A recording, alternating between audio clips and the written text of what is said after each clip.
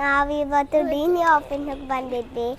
ಏನಕಂದ್ರೆ ನಮಗೆ ಇದ್ರ ಬಗ್ಗೆ ಗೊತ್ತಿರಲಿಲ್ಲ, ಅದಕ್ಕೆ ತುಂಬ ಆಫೀಸ್ಗಳಿದೆ ಇವತ್ತು.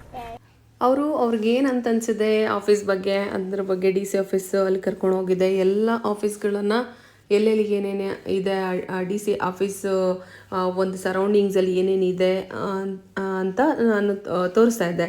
ಅದ್ರ ಬಗ್ಗೆ ಅವ್ರನ್ನ ಇನ್ಫಾರ್ಮೇಷನ್ ನಿಮ್ಗೇನು ಗೊತ್ತಾಯಿತು, ಇಲ್ಲಿ ಯಾವ ಥರ ನೀವು ಏನೇನು ತಿಳ್ಕೊಂಡ್ರಿ ಅಂತ ನಾನು ಅದ್ರ ಬಗ್ಗೆ ಕೇಳ್ತಾ ಇದ್ದೆ. ಅಷ್ಟೊತ್ತಿಗೆ ಯಾರೋ ಮ್ಯಾಮ್ ಬಂದು ನಿಂತ್ಕೊಂಡ್ರು, ಮಕ್ಕಳು ಡಿಸ್ಟ್ರ್ಯಾಕ್ಟ್ ಆದರು. ಅದು ಸ್ವಲ್ಪ ಏನಾಗುತ್ತೆ ಅಂತಂದರೆ ಬೇರೆಯವ್ರ ಮುಂದೆ ಮಾತಾಡೋದಕ್ಕೆ ಸ್ವಲ್ಪ ಕನ್ಫ್ಯೂಸ್ ಆಗುತ್ತೆ. ರೂಮ್ ಎಲ್ಲ ಎಲ್ಲಿರುತ್ತೆ? ಮೇಲ್ಗಡೆ ಇರುತ್ತೆ.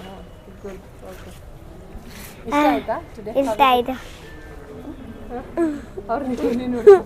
ಹೋಗಿದ್ವಿ, ಆಮೇಲೆ ನೆಕ್ಸ್ಟ್ ಒನ್ ಹೋಗಿದ್ವಿ, ಆದಮೇಲೆ ಇದು ಹೋಗಿಲ್ಲ ಅವೆರಡು ಹೋಗಿದ್ದು ನಾವು. ಮತ್ತು ಆಮೇಲೆ ಫಸ್ಟ್ ಒನ್ ಹೋಗಿದ್ವಿ. ಇಲ್ಲಿ ಪಿಕ್ಚರ್ಗಳಿದೆ, ನಾವು ಎಲ್ಲಿ ಹೋಗಿದ್ವಿ, ನಾವು ತಿಳ್ಕೊಬೇಕಾಗಿರೋದು ಆ ಪಿಕ್ಚರ್ ಇದೆ ಇಲ್ಲಿ.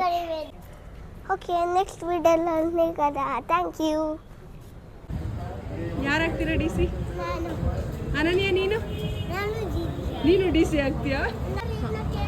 ಎಂಬ್ಲಮ್ ಮಾಡಿರ್ತಾರೆ, ಸೊ ಅದನ್ನ ಹಾಕೊಂಡು ನೋಡಿ. ಆಫೀಸರ್ ಆದರೆ ಮಾತ್ರ ಇದೆಲ್ಲ ಫೆಸಿಲಿಟೀಸ್ ಸಿಗುತ್ತೆ. ಓಕೆ, ಹೌದು, ಆಫೀಸರ್ ಎಲ್ಲರಿಗೂ ಕೊಡಲ್ಲ.